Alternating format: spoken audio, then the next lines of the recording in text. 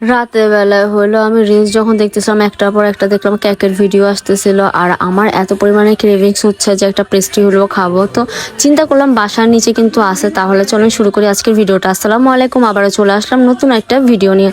আমাদের বাসার নিচে মানে বিল্ডিং এর অপর সাইডে কিন্তু বিক্রি করে সুইট টাউন। গেছিলাম একটা পেস্ট্রি নিতে, কিন্তু দেখলাম যে একটা পিসে আছে পেস্ট্রি আর ছোট একটা কেক আছে, ওটা 250 টাকা বলতেছিল, আরেকটা আছে 460 টাকা। চিন্তা করলাম 250 টাকাটা না নিয়ে 460 টাকাটা তাহলে নিয়ে 460 টাকাটা কিন্তু দেখতে অনেক সুন্দর। কথায় আছে না, সামনে দিয়ে ফিটফাট ভিতর দিয়ে সদরঘাট, সে অবস্থা হয়েছে আমাদের সাথে।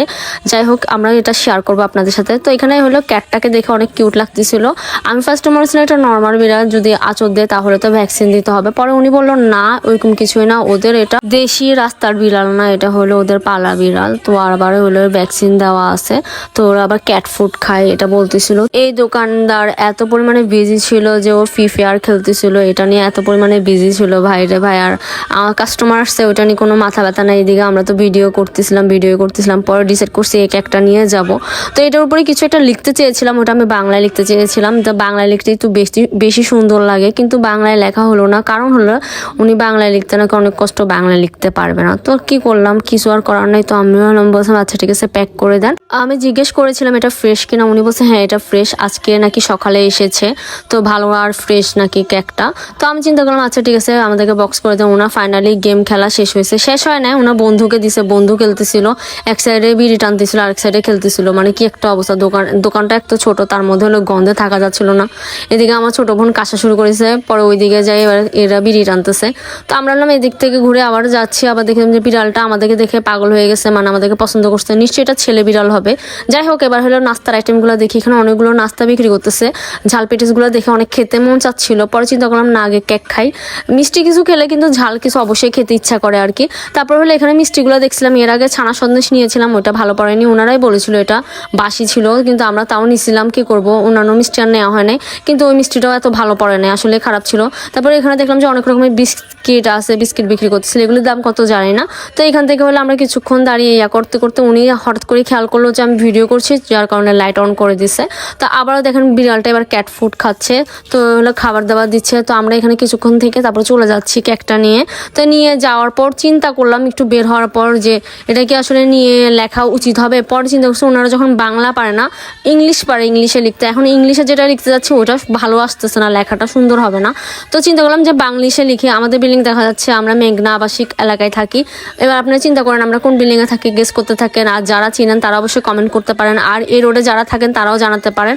আর দোকানদার অনেক অবাক হয়ে গেছে আমরা এখানে থাকি, মানে এই বিল্ডিংয়ে, উনি অনেক অবাক হয়েছে, মনে হয় আমাদের বিল্ডিংয়ে কোনো মেয়ে নাই মনে হয়। যাই হোক, আমার ইন্টারেস্ট ছিল হলো হুদাই খেতে মন চাচ্ছে এটা লেখার জন্য, বাংলায় লিখলে দেখতে আরও বেশি সুন্দর লাগতো, বাট ওনার ইংলিশের লেখা দেখে আমার চোখের পানি চলে আসছে, কিছুই বোঝা যাচ্ছিল ওনার লেখাটা। আমি একটু মানে চাইছিলাম যে একটু আকর্ষণীয় টাইপের, একটু ফানি টাইপের লেখাটা দেখতে, যাতে সুন্দর লাগে, মানুষ যাতে বুঝতে পারে, কিন্তু ওনার লেখা দেখে আমি নিজে বুঝতে পারতেছিলাম উনি কি লিখছে।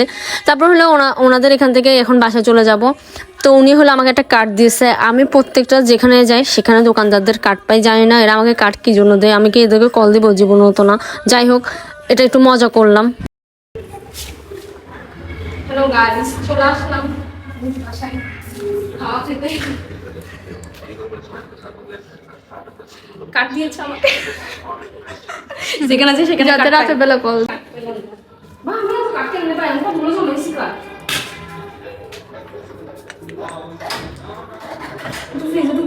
অবশেষে আপনাদের সাথে আমি কেকটা আনবক্সিং করতেছি। আপনারা তো অলরেডি দেখেই গেছেন কেকটা কেমন ছিল। কেকটা দেখতে কিন্তু অনেক সুন্দর, অনেক আকর্ষণীয়, কিন্তু লাস্টে যদি পুরো ভিডিওটা দেখবেন তাহলে বুঝতে পারবেন কেকের রিভিউটা আমি কেমন দিয়েছি। অবশ্যই অনেক জোস দিয়েছি, আপনারা দেখবেন।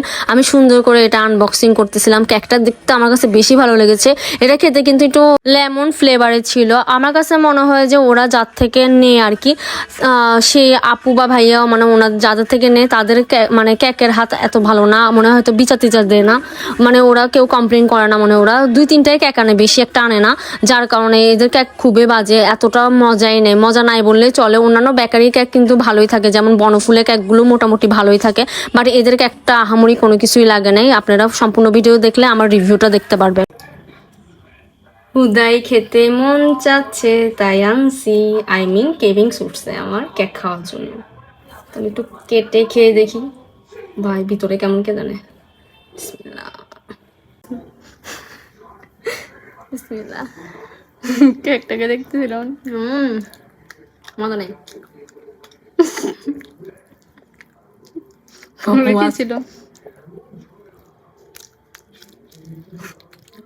क्या ऐसा क्यों है गाइस? আল্লাহ এটা ছোট আনলে ভালো তো তোর যা কেভিংস এর মাম্মি রেডি হয়ে গেছে এত বকওয়াস কেক জীবনই খায় নাই থ্যাঙ্কস ফর ওয়াচিং আসসালামু আলাইকুম সবাইকে